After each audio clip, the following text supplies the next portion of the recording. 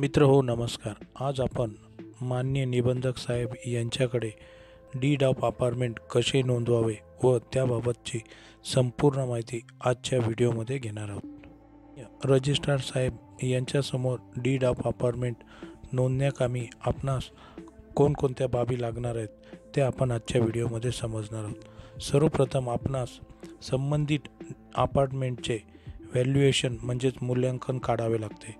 मूल्यांकन हे आपल्या जुन्या दस्तावरून देखील निघते. त्याचप्रमाणे नवीन 7/12 उतारावरून संबंधित याचे मूल्यांकन आपण व्हॅल्युएशन काढू शकतो.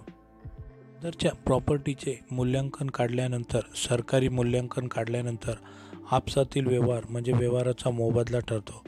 त्या व्यवहारावर मुद्रांक फी व नोंदणी फी ठरले जाते. यामध्ये जे काही अधिक असते म्हणजे सरकारी मूल्यांकन किंवा आपसातील मोबदला यावरच नोंदणी फी व रजिस्ट्रेशन फी ठरल्या जाते.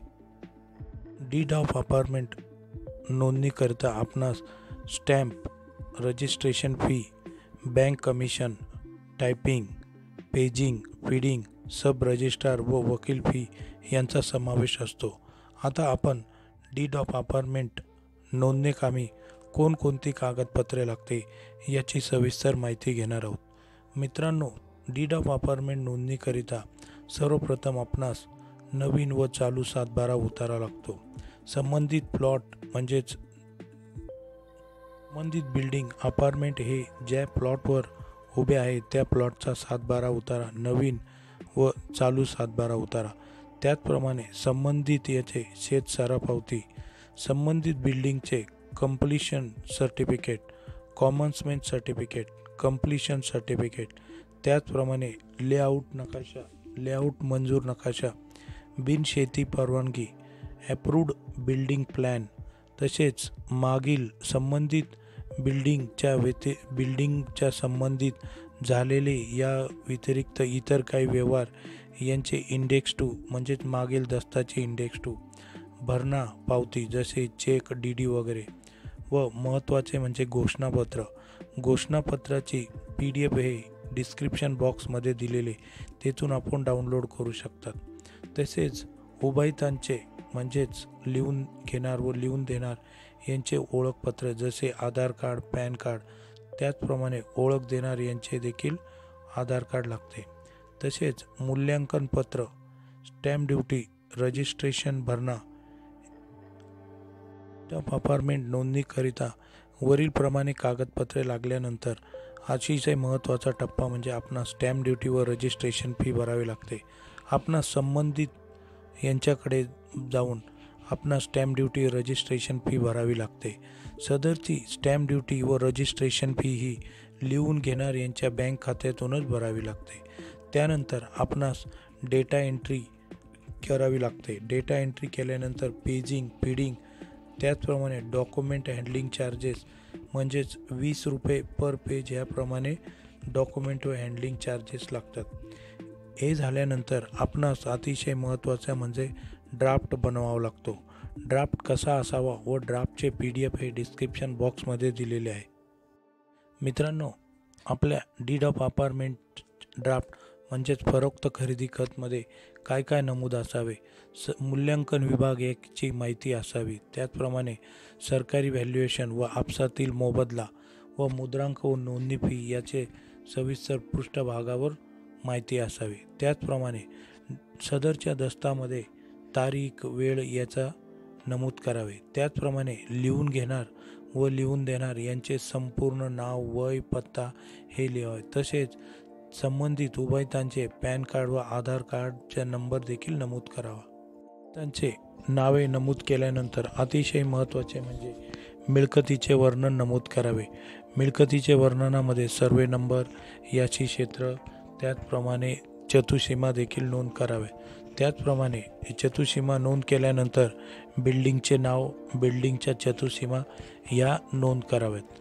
त्यानंतर महत्त्वाचा भाग म्हणजे बिल्डिंगचे मिळकतीचा इतिहास नोंद करावा. मिळकतीचा इतिहासबाबत आपल्याला सविस्तर माहिती द्यावी लागते. म्हणजे सदरचे हे बिल्डिंगच्या बाबत आपण कोणाकडून सदरचे दस्त केले त्याबाबत माहिती द्यावी लागते. त्यानंतर पुढील अतिशय महत्त्वाचा मुद्दा म्हणजे सदरच्या फ्लॅट मिळकतीबाबतचा मोबदला रकमेबाबतचे सविस्तर भरणा पावती, कशा पद्धतीने कॅश, चेक, डी याबाबतची माहिती द्यावी लागते. आणि अतिशय महत्त्वाचा म्हणजे कब्जाबाबत, प्रत्यक्ष खुला व निर्वेद अशा कब्जाबाबत आपणास द्यावे लागते. यानंतर पुढचा टप्पा येतो मित्रांनो, मिळकतीच्या परवानगी, म्हणजे यामध्ये बिनशेती परवानगी, त्याचप्रमाणे लेआउट प्लॅन परवानगी, बांधकाम परवानगी, बांधकाम पूर्णत्वाचा दाखला, अपार्टमेंट डिक्लेरेशन व इतर अन्य काही दस्त जसे सदर फ्लॅट मिळकतीचा निर्वेदपणा ज्याबाबत डिक्लेरेशन व इतर काही आपणास द्यावे लागते. त्याचप्रमाणे सदर मिळकतीचे कर व टॅक्सेस बाबत, त्यानंतर अधिकार अभिलेखात नाव लावण्याबाबत, नंतर महत्त्वाचे म्हणजे खरेदी खताचे हस्तांतरण बोलीबाबत आणि मिळकतीचे टायटल, खर्च भरणा तपशील हा सविस्तर करणे गरजेचे आहे. याबाबतचे बंधनकारकता असे सर्व ड्राफ्टमध्ये नमूद असणे गरजेचे आहे. सदर ड्राफ्टचे PDF हे डिस्क्रिप्शन बॉक्समध्ये दिलेले, तेथून आपण डाउनलोड करू शकतात. सदरच्या दस्तावर लिहून घेणार व लिहून देणार यांचे फोटो व बाजूला अंगठे घ्यावे लागते. त्याचप्रमाणे 2 साक्षीदार यांची सही व त्यांच्या नावाचा उल्लेख करावा लागतो व आपण ओळख देणार व त्याचप्रमाणे उभयतान पार्टीचे ओळखपत्र जसे आधार कार्ड, पॅन कार्ड हे संबंधितांचे कागदपत्रावर एका कागदपत्रावर चिटकवून तेथे त्यांच्या सह्या घ्याव्या लागतात व ओळख देणार यांच्या सही देखील घ्यावी लागते. यानंतर आपणास दस्त नोंदणी म्हणजेच माननीय दुय्यंबर निबंधक साहेब यांच्यासमोर प्रत्यक्षात नोंदणी करण्याकरिता आपणास ऑनलाईन स्लॉट बुक करावा लागतो. सदर आपण आपल्या सोयीनुसार आपण स्लॉट बुक करू शकतो. त्यानंतर आपणास माननीय निबंधक साहेब यांच्यासमोर प्रत्यक्ष नोंदणीकरिता आपण थेट जाऊन नंबर देखील लावू शकतो.